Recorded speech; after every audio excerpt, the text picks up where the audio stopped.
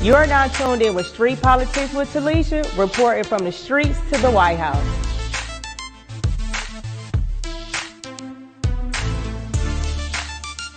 With all this latest one-way report, we are here to bring it to you straight and uncut. Hello, everyone. I would like to thank you for this edition of The Hot Seat with Olivia. How do you pronounce your last name? I hate to mess that up. It's Rondeau. Oh, that's easy. Rondeau. Yeah, it's easy. She's a conservative activist, and she's on the front line. And for her to be her age, it's just like we have a new generation of young people that's far left, far right. And you have some people that's in the middle. She's one of those ones that's in the middle of conservative values, because some of this stuff you can have you a Greta Thunberg out here, you know what I'm saying? And for you to be so young doing the things that you do, you know, I'm actually proud of you to be doing some stuff like that. Because some young people, it's just like they're in a hypnotized world, and you would think that by them. But then looking at all the teachings that they get from liberal colleges, I can just understand why. So you can go ahead and introduce yourself and let people know who you are, your Instagram, Twitter. But we're going to be talking about the Second Amendment. Right. So I'm Olivia Rondeau. You can find me on Twitter at Rondeau Olivia, or just search my name, Olivia Rondeau. So I'm a college student, so I totally get what she's saying about how these, like, the new generation is brainwashed, because I've been resisting that brainwash since, you know, beginning of high school to now that I'm in college. And it's honestly really difficult, because I can totally see how some people would fall for it. Thankfully, you know, I do my own research. I post my own articles, my own videos. You know, I watch independent creators like you, like other people, to get my information from, instead of like mainstream media. And where are you studying in college? I'm studying in political science. Oh, that's so you want to step in the arena in the future? Yeah. Yeah, I'm definitely wanting to be like a politician or a political commentator when I'm older. No, you can be a political commentator now. Oh, I'm trying. Like I said, like I'm trying to get all of my articles out. Like in 2020, I made a resolution to do YouTube more. I'm really trying to put myself out there more. Yeah. Well, you guys, before she get into her about the Second Amendment, about the importance of the Second Amendment, she will be getting a lot of her articles out, which will be on my website, which is at the bottom, www.streetpoliticswithtalessia.com. So you can catch her articles. She'll be able to upload her YouTube videos in an article if she know the background. So I'm excited to have her on as a great writer, because I have read some of her work, and it was really good work. And thank you. I'm just excited to have her on. So let's talk about the Second Amendment. First of all, let's talk about, before we get into the details of the Second Amendment and however you want to take it, I want to talk about what went down in Virginia. Now, this is my thing. They said over 20-some thousand people came out to protest. Where the hell was they at when it was time to vote? That's what I'm wondering, because Virginia has already flipped, and it's like, I appreciate the gusto. I appreciate why y'all are out here with your signs and all that kind of stuff. But where was y'all when the voting was happening? Like, y'all just elected Ralph Northam for like the millionth time. Someone that's continuously in black, getting caught with blackface. Like, why do you think the turnout was like it is? Okay, you have the turnout was low with them not. With them turning completely blue, didn't they? Yeah. They turned completely blue. So why was the turnout low on that, but high on the Second Amendment? Or was that a lot of bust-in people? You know, it could be a mixture. It could be just, well, I know for sure that some people I know were not necessarily busting, but they traveled to go there. But then again, I don't know if you saw that clip. There was an interview that a guy did with a sheriff in Virginia who said that he would not enforce this unconstitutional law. So I'm like, where were you then? Because if there's people in Virginia, if there's law enforcement in Virginia that thinks that the Second Amendment being basically like trampled upon is unconstitutional, then why did it happen? Because you have so much control. Like, people really don't understand how much control they have of their local government. Like, this isn't even the feds. This is their local government. They have so much control. I think sometimes some stuff have to happen to people to realize what's really going on. In Virginia is just like a wake up state, because I even seen people was posting a lot of footage and stuff. I seen sheriffs out there saying they're not even going to comply with none of this. Right. Active sheriffs out there saying this. So it's just like, but where was y'all? Like, did y'all not listen to these people when they was campaigning? Yeah, well, I think Northern Virginia is kind of infecting the southern rural parts with their like democratic and like liberal mainstream type of ideology, because Northern Virginia is basically DC, and Mhm. DC is, there's no guns in DC. You can't have knives on you, can't have anything on you. Like they really have just no rights in DC. And I'm from Maryland. I mean, like that's right next door. So I kind of get what's happening in the northern part, but I had no idea what happened, because in, down south in Virginia, it's like I would feel like all those farmers, all those rural people, they would be like out ready to vote, but I guess they just got overconfident and let their state kind of like slip away. So that just brings me back to think, like, what was the top head people of the Republican Party? What, they didn't do any, they just left that state to bear on its own? Because it's like the governor, I mean, he's the governor, right? To do it, Ralph, what is his name? Northam. Northam. So he's been in the press. People know who he is. Why would not the Republican Party make sure that state was one of the ones? Like, y'all just, did they just leave that state untouched? Like, I don't get that part. See, this is why I criticize the Republican Party all the time. They have awful, awful outreach because they get overconfident. They said, look, Northern Virginia doesn't represent the rest of Virginia. The rest of Virginia is rural. They're Second Amendment supporters. They're heavily red and Republican, but they got overconfident. So they didn't do any outreach. They didn't do any outreach to the youth communities, the minority communities, and the communities that they needed to win back, because now people just aren't interested in politics. Because look, they said, oh, the governor got caught with blackface. Nobody's going to vote for him. We don't have to do anything about it. And so they got overconfident, and now he got reelected, and all these bills are being passed. So that's why I criticize him, because the GOP really doesn't do what they were elected to do.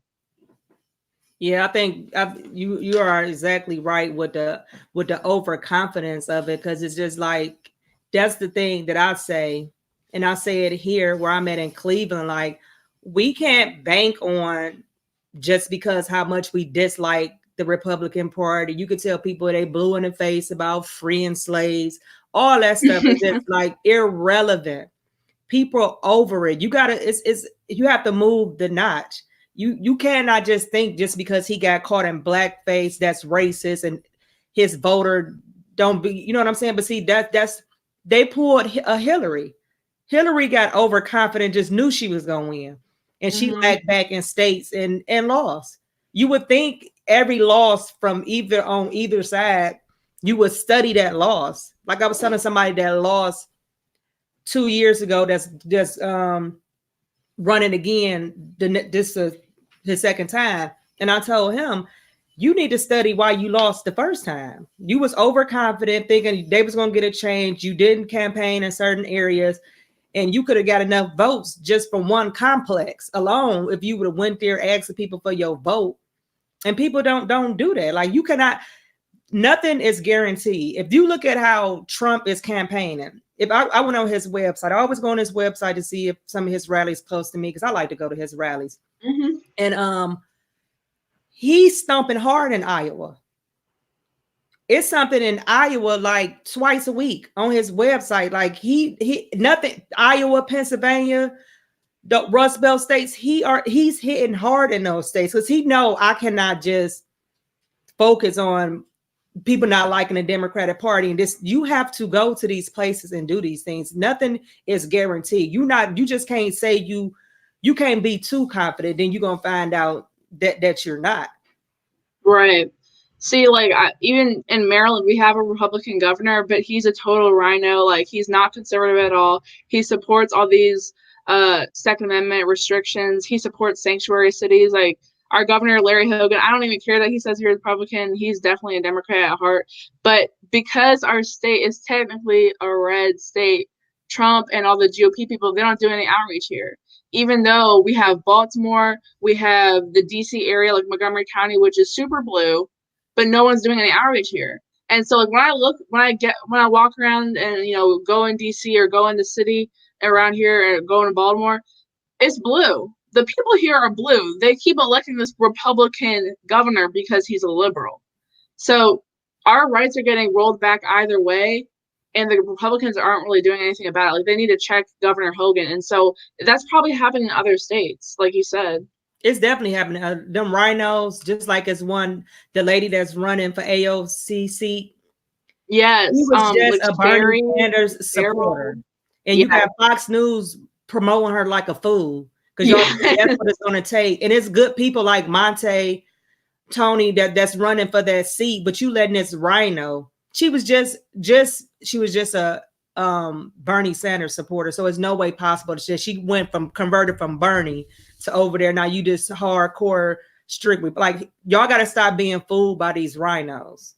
Yo, Fox got so excited because they were like, oh my God, she's Black. She's definitely going to win. Then they look into her history, and she was supporting AOC when she won. She was supporting Bernie Sanders when he ran in 2016. She's not conservative. They're like, oh my gosh, she's a Jamaican immigrant. Let's put her on Fox News. Let's get her on with the five. That literally has no bearing on what she said. And so this is what I'm talking about. When conservatives, they put in like the bare minimum when they're trying to do outreach, they just take any old Black conservative and put them out there like they know what they're talking about. But she really didn't. Like, hey, look at this. I got somebody Black. They are exactly. That come with the grifting, but that's a whole nother. We can get into that all day. But let's talk about the biggest thing. What do you think? What is the importance of the Second Amendment, the right to bear arms? You know, a lot of Republicans even, they're like, oh, I gotta hunt. You know, it's for home protection. I gotta get my rifle to stop a burglar or a rapist or murder. And like, that's all fine and dandy. You should definitely use it to hunt and do all those things. But that's not what it was written for in the Second Amendment. It was written to overthrow tyranny. So the government is what we're really trying to protect ourselves from. That's why I'm a small government conservative, unlike a lot of these big government Republicans and rhinos. But back when the Revolutionary War was fought, it was fought over a stamp tax and a tea tax, right? Mm-hmm. We have way more taxes than that today, and we are just compliant like it. We love it like that. We love paying taxes. So our basically our threshold for tolerating tyranny is so high that even Republicans have forgotten what the Second Amendment is for, what it's all about. So if we look back at the history of the Second Amendment, we look back at the roots, we should actually know that the Second Amendment is to protect itself, to protect the First Amendment, to protect the Fifth Amendment, to protect the entire Constitution. That's why I'm a constitutionalist. So people forget, you know, they think it's for deer hunting or something, which is all fine and dandy. Like, you can go deer hunting if you want, but in reality, if someone is trying to come and take my First Amendment right to speak, that's what the Second Amendment is for. You know what I'm saying? So, okay, how do you feel about, okay, like me, I'm a convicted felon, so my rights are taken away, the right to bear arms, and mines are non-violent. And you would think that, you know, anything could be a period of time over 5-10 years. I think certain stuff should be automatically reinstated, but it doesn't. But isn't that still infringing on my right to bear arms? Because I mean, I haven't broke down the Second Amendment, because I don't understand where the conflict come in to where you taking this right from me that's in the Second Amendment, basically. I believe strongly if you're a nonviolent offender, especially if I don't know what your crime is, and frankly, theft and receiving stolen property. The street term was a booster. I used to take clothes from the mall and resell it on the black market. Okay, so years ago, but you weren't like physically harming anyone, right? No, like, I was charged with theft and receiving stolen property. Nothing violent. I didn't have a robbery or none of that. Just that. I think you should still have the right to defend your God-given rights in the Constitution. So I think that owning a firearm should be part of that. I mean, if it gets tricky because people look at it as a black and white issue. Either felons can have firearms or not. Obviously, I don't think a rapist or murderer should be able to have a firearm. But if, you know, you're struggling, you stole something, you boosted something, you know, you evaded taxes, I don't care. Like, that's your God-given right. You didn't harm anyone with a firearm. I believe you should be able to have one. Why do you think the left is pushing so hard to change? It's like they're trying to take away the Second Amendment. To me, it's like the little chips is just gonna keep chiseling and chiseling and chiseling and chiseling until it's just all gone away. Exactly. And the Republicans have been doing their little chipping on themselves because they support red flag laws. They support the bump stock ban. And bump stocks, yeah, they're pretty useless. Like, I don't own a bump stock. Can you explain? Because a lot of people don't know the red flags and the bump stocks. Like, explain what that is. So a bump stock, to my knowledge, it can basically upgrade a weapon to make it from basically make it more automatic. As you know, as opposed to a traditional semi-auto or auto weapon. And then red flag laws, you know, if I posted something online, oh, I don't like this person, or oh, I have this political view, I feel like it would be used against me to take away my guns. And red flag laws already exist to a certain extent with other things. I don't know how you feel about marijuana or medical marijuana, but as a libertarian, I support medical marijuana for those issues. And they've already used those laws to take away firearms from people who use THC oil, medical marijuana prescribed to them. So there are tons of different things that these red flag laws could be used to disarm you. Wow, that's crazy. My brother's on medical marijuana because he was shot in the back and he paralyzed. So what would that have to do with him bearing arms? Well, according to the government, he would not be people drink alcohol and have exactly. But according to the government, he would not be responsible enough to own a firearm. And you know, I have a friend trying to get his medical marijuana card for stress and anxiety, and he would not be allowed to own a firearm. And is that in certain states, or is that just? I'm in Maryland where medical marijuana is legal, so I don't know if it's just in Maryland or certain places, but that's how I know that red flag laws have been utilized to, you know, disarm people.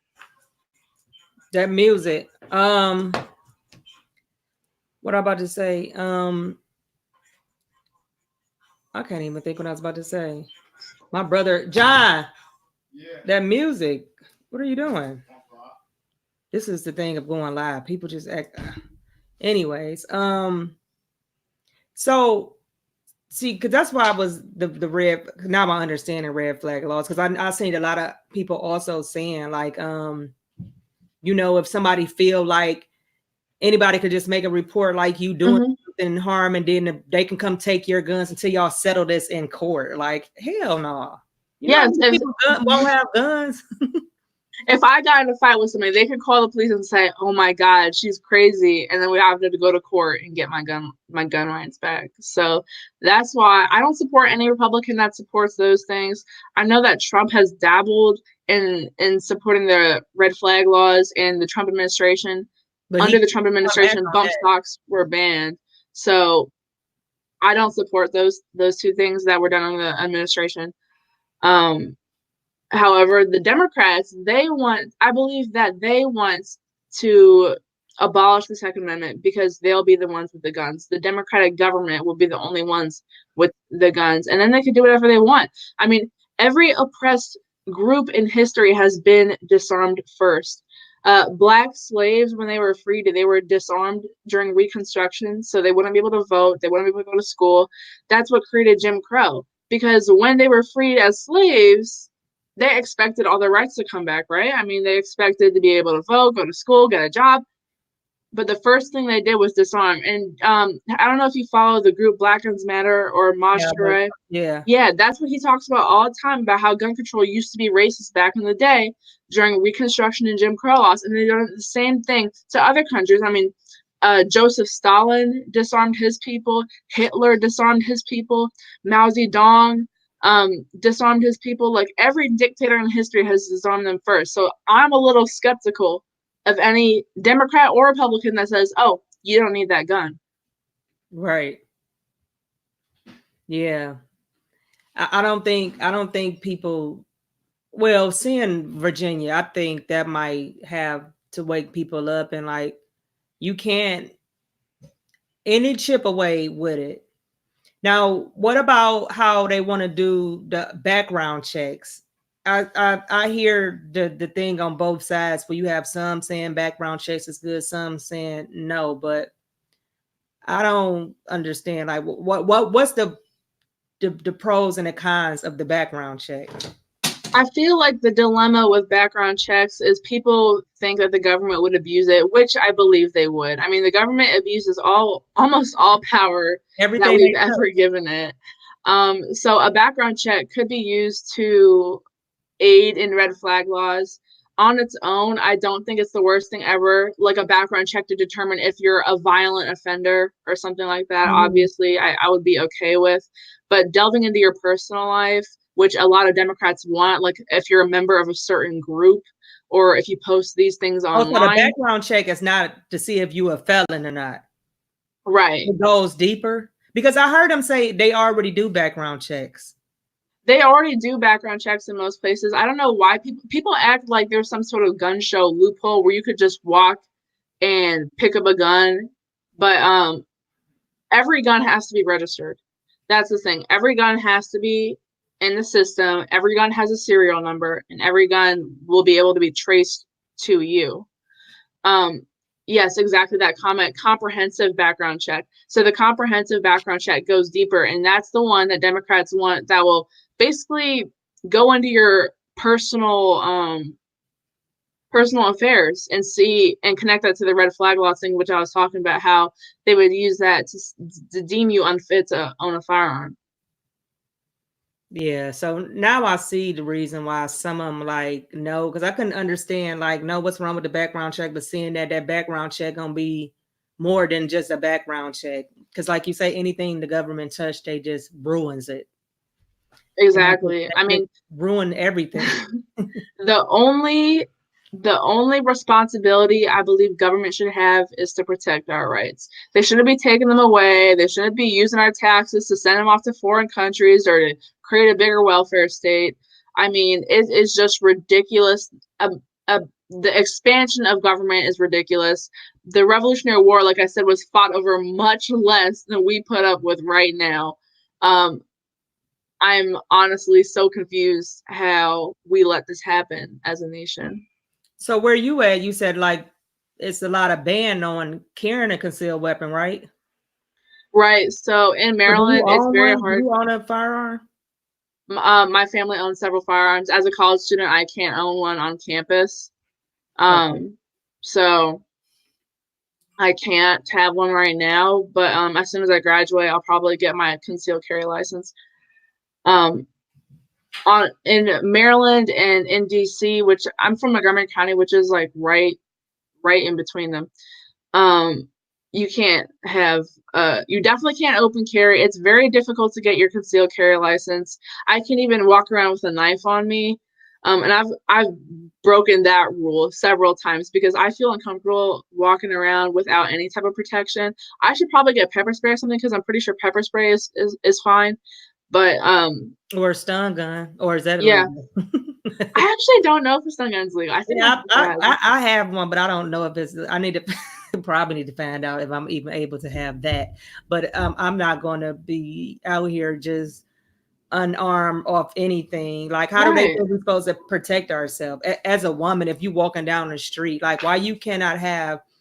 I can see if you want to have a weapon and you don't want it shown out, Yeah. but it's just like how do they expect for people to protect themselves? Like, I just don't understand that.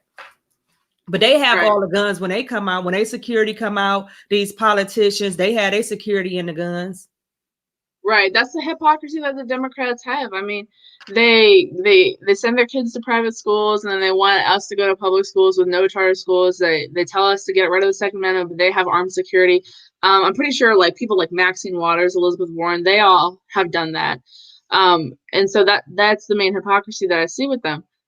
Um, so yeah, I mean, I'm not gonna give up my knife because some Democrat said that that's dangerous. Like you said, as a woman, I mean, that's ridiculous for them to expect us to go around in a violent, crazy, stupid world without a means to protect ourselves from a man or a pack of people or whatever. You know what I'm saying? So do you have like a conservative packed group at your college or?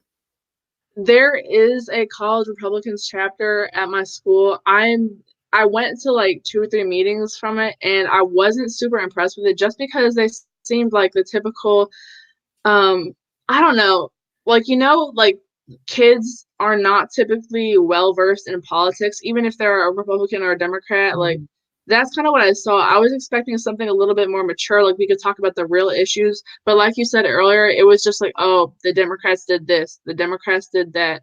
Like, you know what I'm saying? Like, they were basically operating as a Turning Point USA chapter. So I was like, I'm out.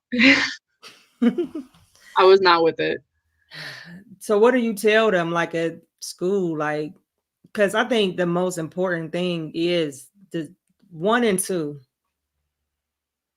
are the most important things that a human can have free speech, because they even the right is even getting ridiculous with free speech.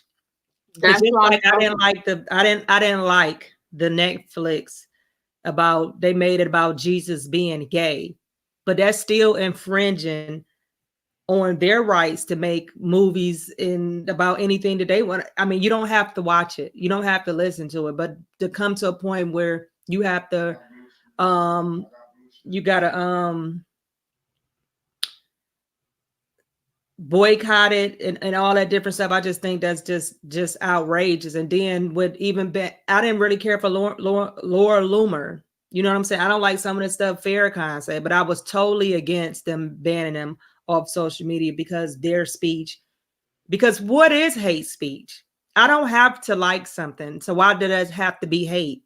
I don't have to like um a person. I don't, you know what I'm saying? I don't have to like a race. Why does that deem as hate?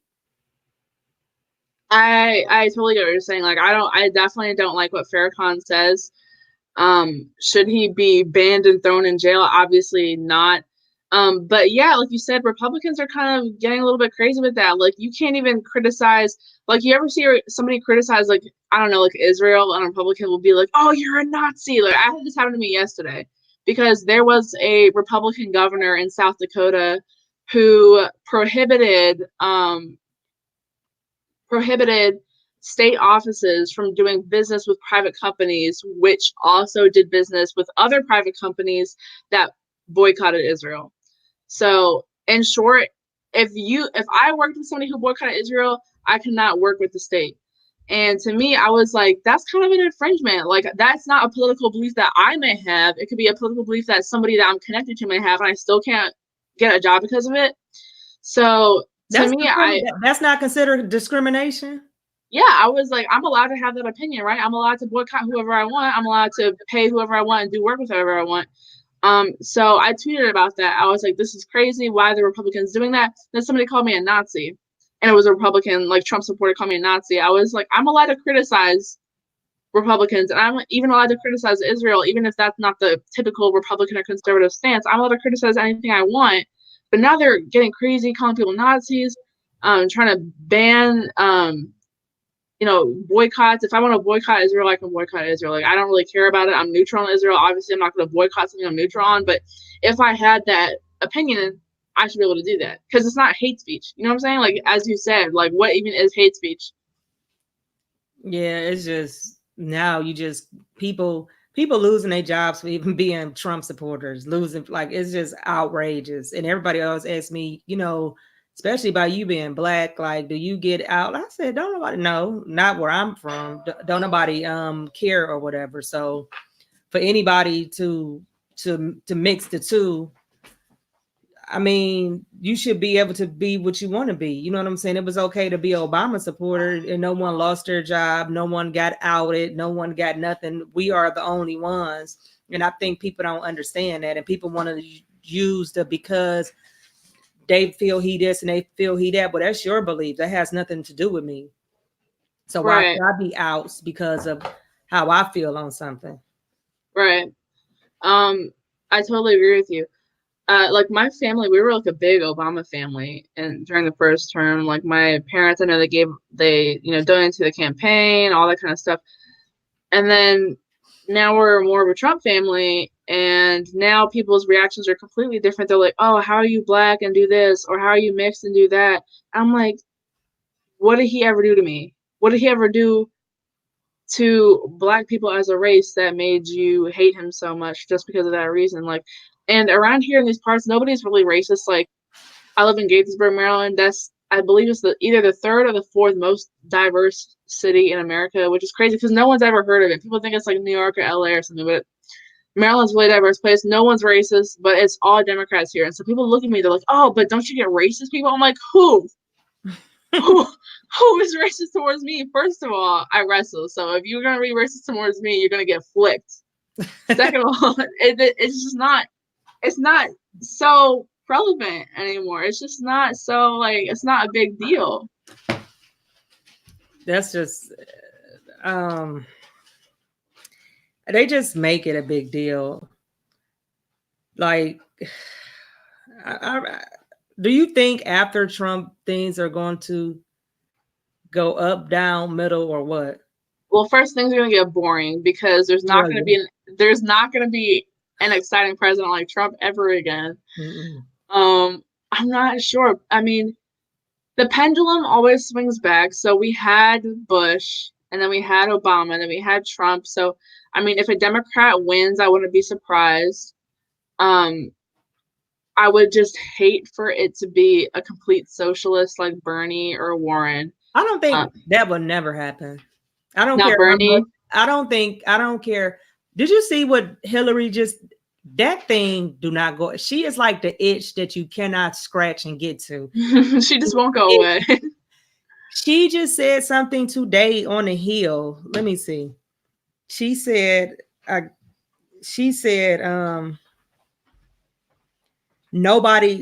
Hill report, is different reports coming out that she said this about Bernie. Nobody likes him. Nobody wants to work with him.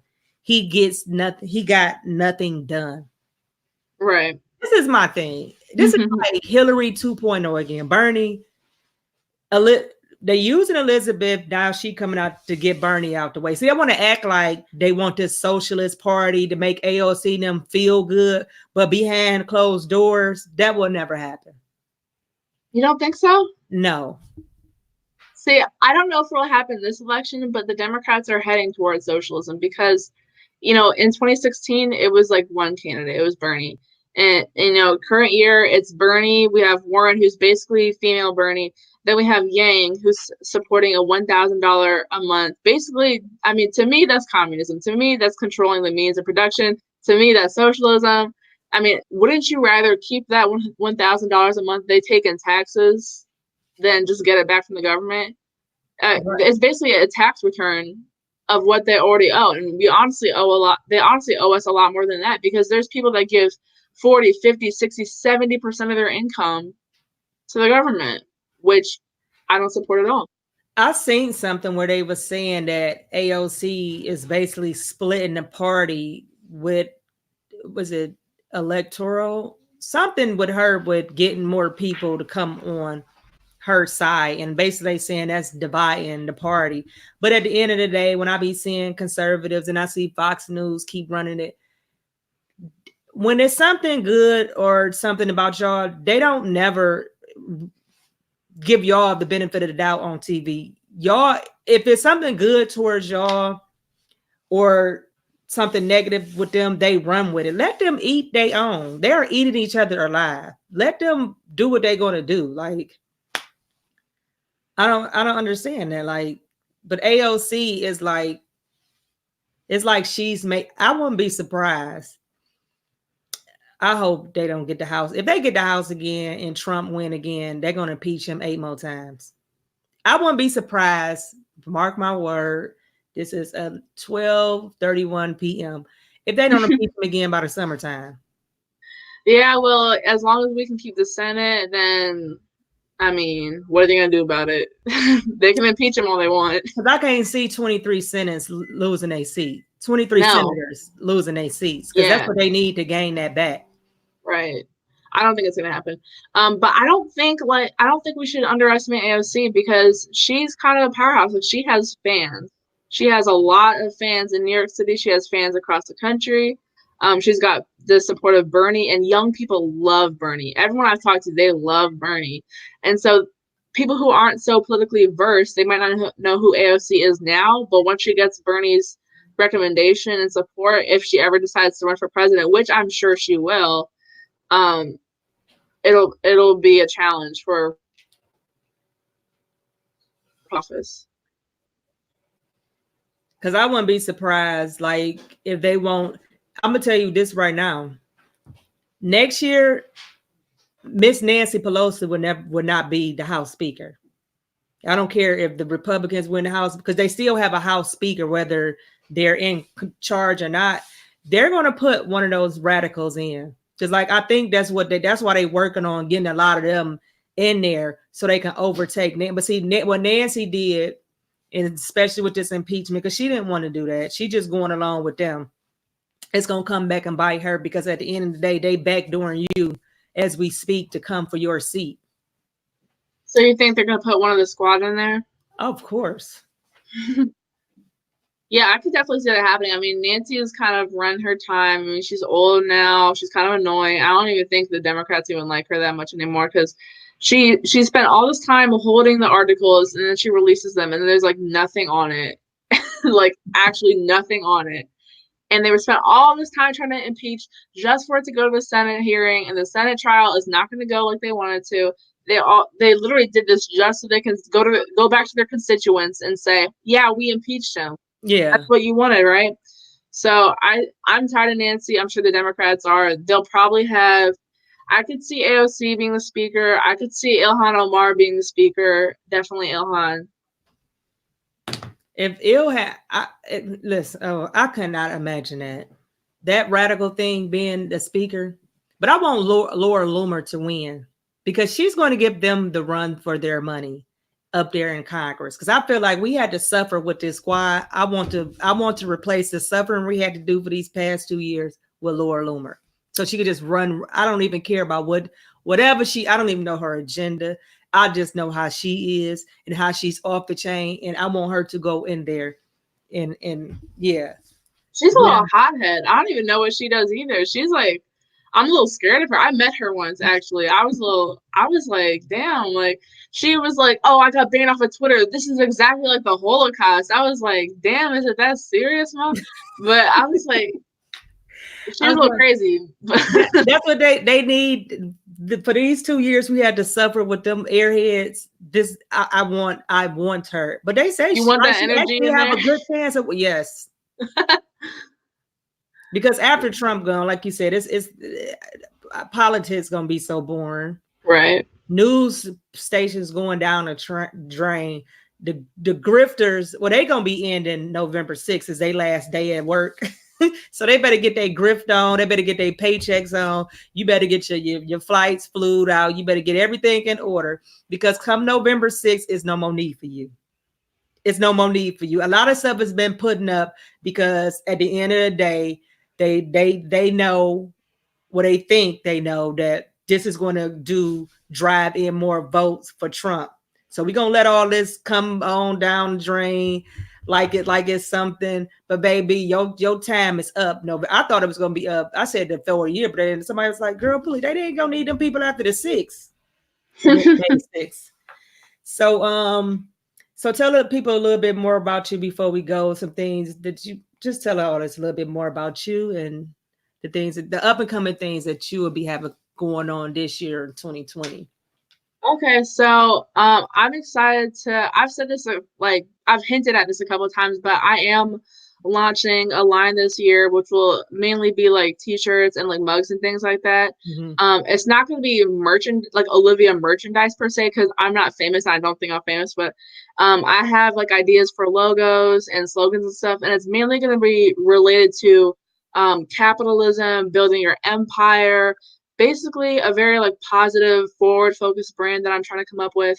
Also, y'all should subscribe to my YouTube channel. I have a show too. It's called the Rondeau Report. I just started it. So if you search my name on YouTube, it'll come up. I'm about to put it in the chat. What is your YouTube name?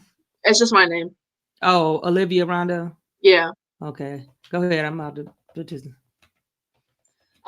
And so other than that, I've been writing articles for Porter Medium, but I recently, like this morning, I sent like 8 different emails to like 8 different places about applying to work at different publications. So hopefully that comes through.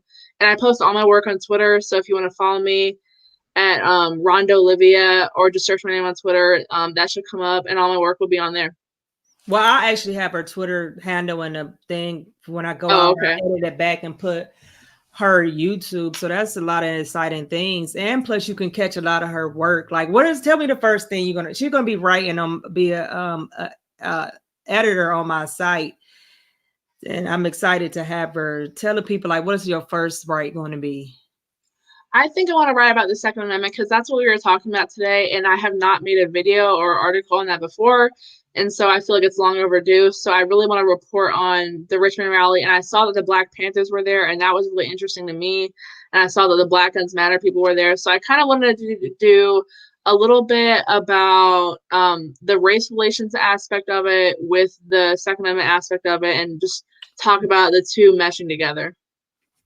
I spelled your name wrong, but they got it. Everything They got it. They'll be in the bottom. So don't hang up. I meant to tell you this before we came on, but before we ended, I ended up here. So I want to thank you guys for tuning in with us on the hot seat. And if you called in late, you'll be able to catch this on a replay, because I think it's very important. You need to understand what's going on with the Second Amendment, because Virginia should be a wake-up call for people. Like, it's not, the Second Amendment is not a Republican conservative thing. It's a human thing. And once somebody disarm you, you are vulnerable to anything. You can't protect yourself. You know what I'm saying? You can't protect yourself from anything. Just think of things like that. So think very hard about this stuff when you listen to a lot of these politicians on how they want to take certain guns away from you, because you can understand this. They starting with the AR. Next gonna be a Tech 9. Next gonna be a 45. I don't even know some of these names, but it's just going to keep going on and keep going on and keep going on. So that's why I wanted to leave this with. And thank you, Olivia, for joining the show today. And I'll catch you guys. Actually, I'm having somebody come on later on, but I will see you Sunday for Make It Make Sense. Thank you all. Thank you for. You're now tuned in with Street Politics with Talessia, reporting from the streets to the White House.